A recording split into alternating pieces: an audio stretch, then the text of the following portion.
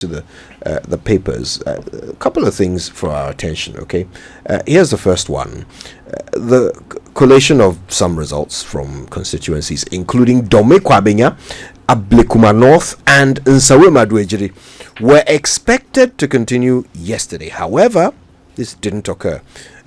Head of training at the EC, Dr. Sribo Kwaku, has been explaining that they wrote to the police to request security, but the request was denied. Listen.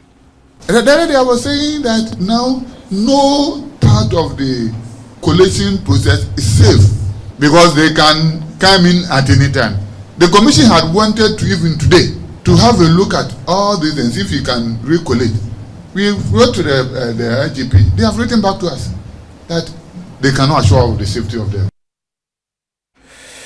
Yeah. That's Dr. Sribo Kwaku explaining that. There's one more, also election related. Domestic election observers CODEO have delivered their verdict on the 2024 general elections, which led to the death of 6 individuals and over 70 incidents. Nana Kwabena Brampa Mensa is the one in charge of security and sector governance at CDD and CODEO. Listen. In 2024, we've recorded so far 76, comprising 6 people dying, 24 vandalism, invasion of public facilities, burning, destruction, other things. Then fatal injuries so far 45. So we have recorded 76 incidents so far. Ashanti region 3, having 2 in Akumadan, 1 in Mankranso, which is Ahafano Southwest. We had 1 in Ewutu Senya. We have Damango, we have 1. Then we have 1 also in Nyampala, which is northern region. That's Nana Kwabena Brampa Mensa. Now, the co-chair of CODEO, Reverend Dr. Fred Digbe, urged the EC to digitize the transmission of results from polling stations to collation centers to reduce collation violence. Listen to him.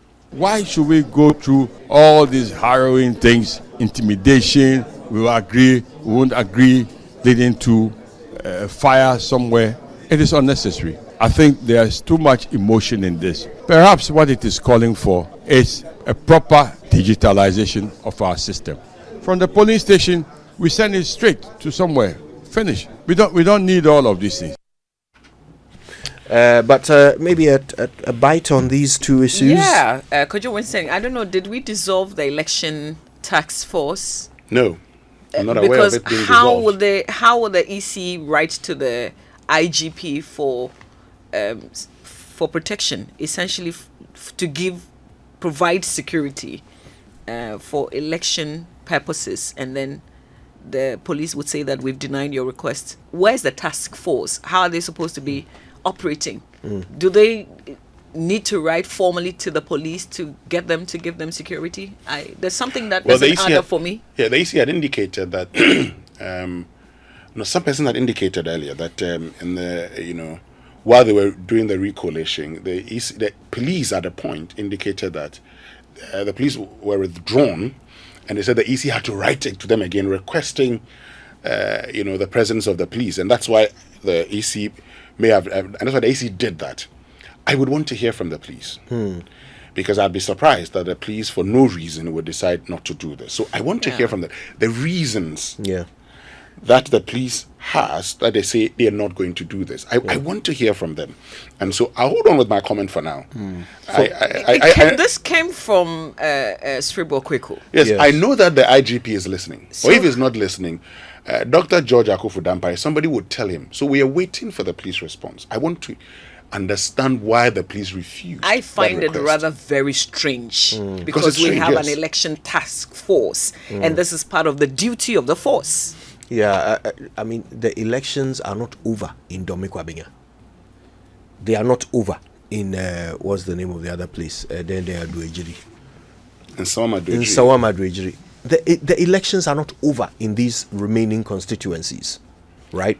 Because the collation hasn't been done.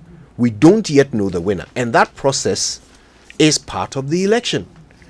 Or is the police saying that they only intended to provide security for elections on the 7th of December?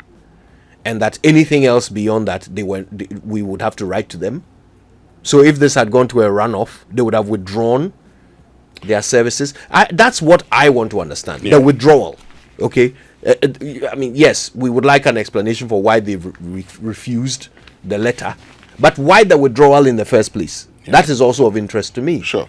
So I mean, in Domokwa, for instance, we saw Elik Blim Akurugu being declared winner. The NPP has some few concerns. In Ablekuma North, for instance, the NPP has concerns also about the declaration. The EC says certain process may not have been followed. They want to do a recollation. These are issues that have been taken to the courts. I want to hear the reasons why the police refused the request. But let's get into the papers.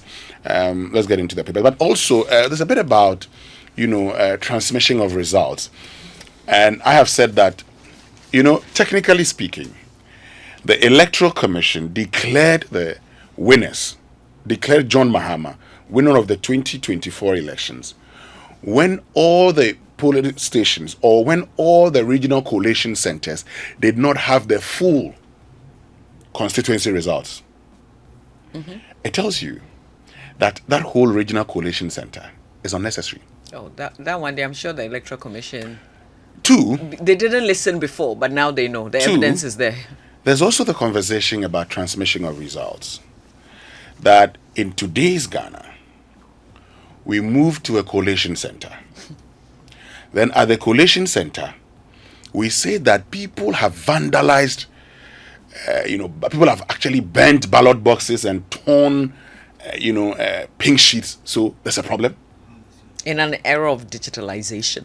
I think Reverend Fred Dugbe just said it. Yes, right. we need to be go full digitalization. Of course, because what's the point? Yes, why? If the political parties by 10 p.m., 11 p.m. knew who had won, both NPP and NDC knew who had won the election, and the EC took us up until Monday to come and tell us, we should know by now.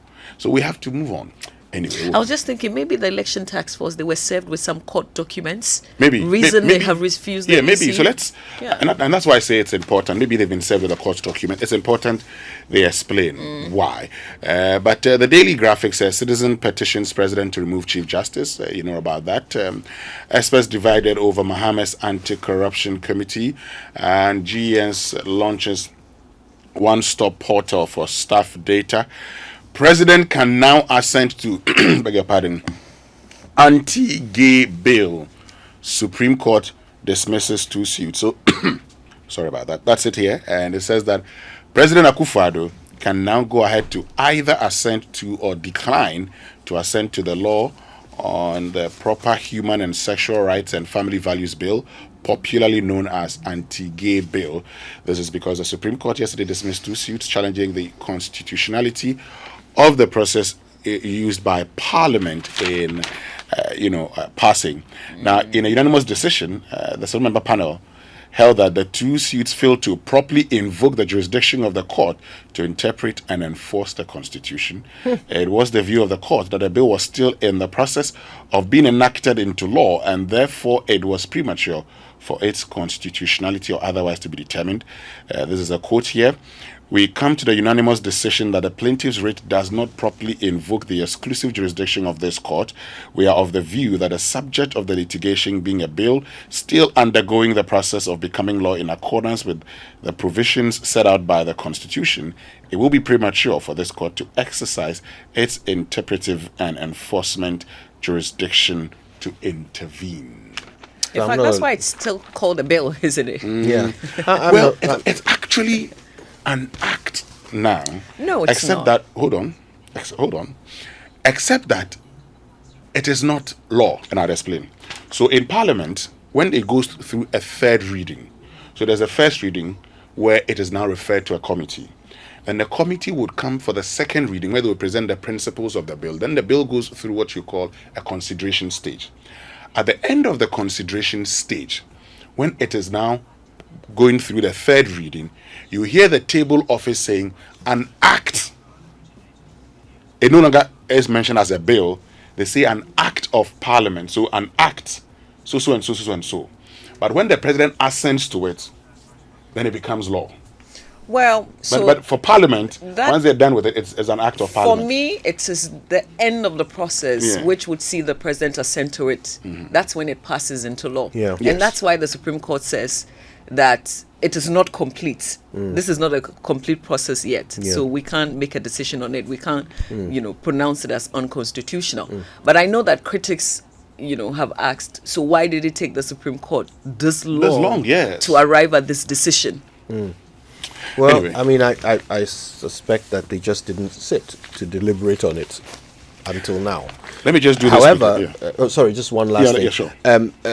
Look, it makes sense to me. If the thing is not a law in our country, how can it be interpreted by our Supreme Court, right? So it's very simple.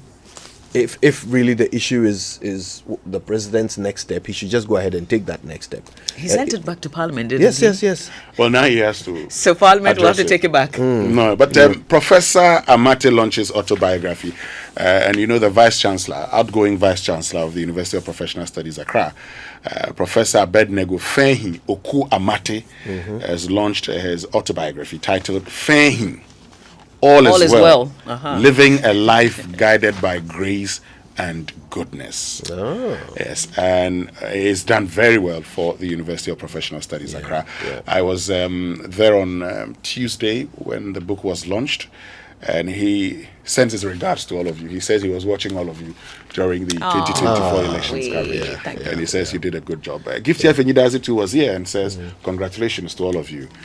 You did a great job. Thank you, Auntie Gifty. Thank you. Back page, Parliament passes Ghana Boundary Commission bill, and IPCC supports UG BAM Library. Yeah, when you said the Boundary Commission bill, I was going to say congratulations to Major General Dr. Emmanuel Kuti and his team. You've done a good job. Yamin NDC, this is the daily guide, by the way, just quickly before you come in, Kojo. Yamin NDC thugs invade PPMC Gold Center, Ashanti Regional Chief Imam dead. Supreme Court throws out anti-LGBTQ cases. Nana to receive bail. Comes with a picture of the Chief Justice, who was not on the panel, by the way, but her picture comes with that headline. Okay, that gold thing, maybe at some point we should have a bit of a conversation about it. So much misinformation and confusion going around, but it's all stemming from this, let's call it what it is, completely unlawful task forcing that tends to happen during transition, right? It doesn't make any sense. There's no law to support this. You've won an election, but you are certainly not yet the government.